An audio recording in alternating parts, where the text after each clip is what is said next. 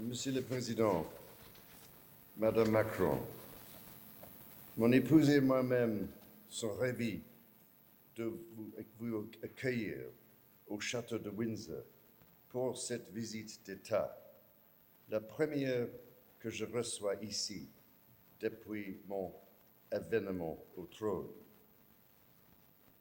I recall with such fond memories our visit to France in 2023, when you so graciously hosted us, Monsieur le Président. Much has happened in the meantime, and France and the United Kingdom have stood ever closer since then. At this crucial point in our shared histories, your visit is another occasion to celebrate our deep and enduring friendship. Indeed, these ties extend beyond friendship into family. The castle in which we meet this evening was begun by my ancestor and your sometime countryman, William, Duke of Normandy, in the year 1070. It remains the oldest and largest occupied castle in the world. So it is perhaps rather appropriate that my son, the Prince of Wales, who shares that earlier William's name, has made Windsor his home with his family, like so many of our predecessors.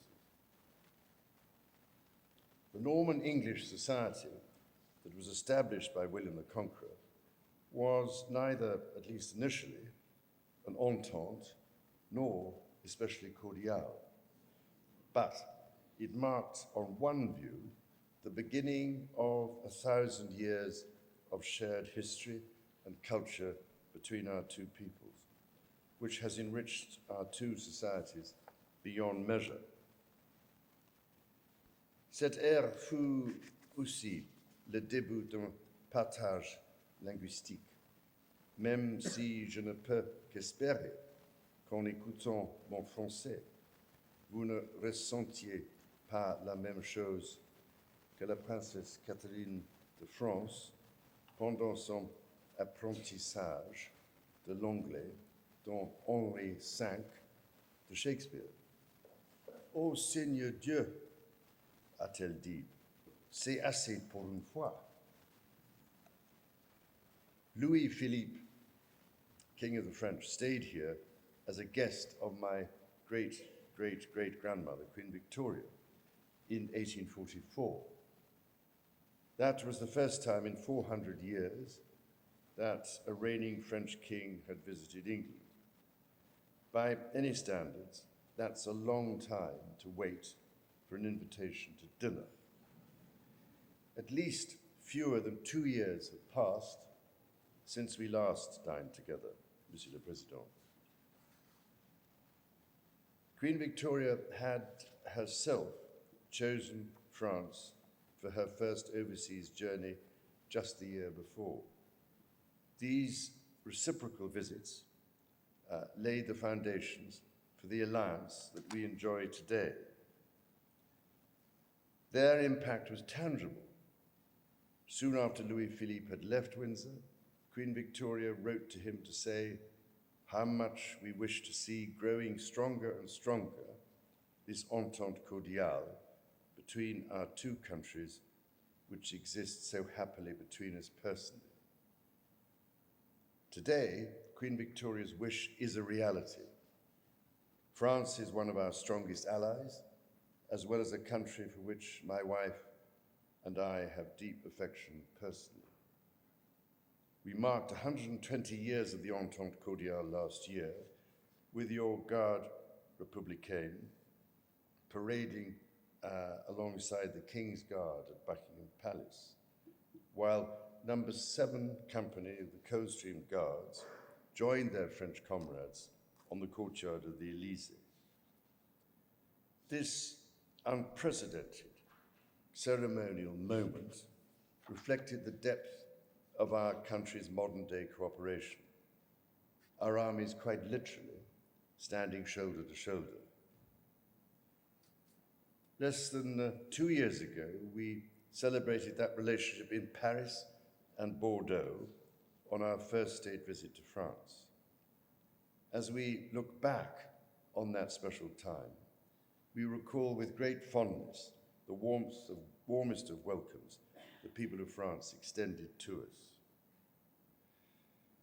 This very hall in which we meet this evening, rebuilt after a terrible fire, also recalls the extraordinary restoration, Monsieur le Président, of Notre-Dame de Paris that we were able to see at first hand during our visit. It is so very special to see the cathedral open once again, and I pay tribute to the expertise, craftsmanship, and determination of all those involved. A millennium ago, this castle was built to guard the western approach to London. Today, our two countries face a multitude of more complex threats, emanating from multiple directions. As friends and as allies, we face them together. These challenges know no borders. No fortress can protect us against them this time. Instead, the answer lies in partnership, and we, France and Britain, must help to lead the way. Our two nations share not only values, but also the tireless determination to act on them in the world. Of course, we would not be neighbors if we did not have our differences. This is a relationship built not only on cooperation and mutual fascination, but also on amicable competition and occasionally even, dare I say, confusion. The indomitable Gaul, Asterix himself, and no doubt many of his compatriots since, struggled to comprehend our beloved tasse de thé avec un nuage de lait, taken at precisely 5 o'clock in the afternoon, just as we find it impossible to bake a baguette quite as well as those your artisans make in France. And can I just take this opportunity to say how delighted I was to see that finally that great French contribution to world cuisine has now been given its rightful place and recognized by UNESCO as part of the cultural heritage of humanity. Enfin, not too soon, I would argue.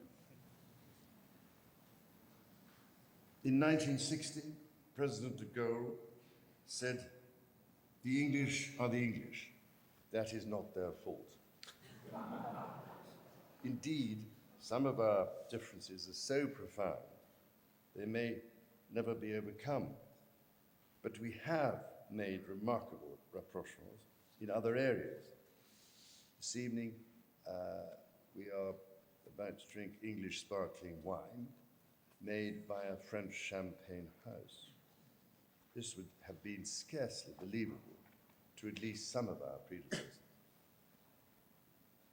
Mais avant tout, nos cultures sont, après 1000 ans ensemble, profondément liées.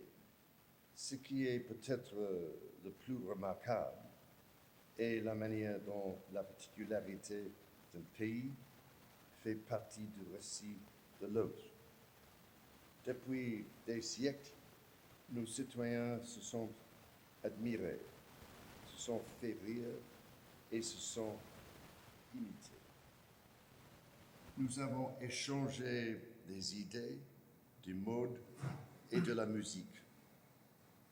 Quand Monet brossait le brouillard d'Onion, quand Jane Birkin, la plus française des Britanniques, chantait le français, ou quand Thierry Henry marquait un but à Highbury, l'alliance était parfaite. Et pour ma part, toute ma vie, et lors de mes 36 visites dans votre pays, j'ai admiré les extraordinaires attributs et exploits de la France.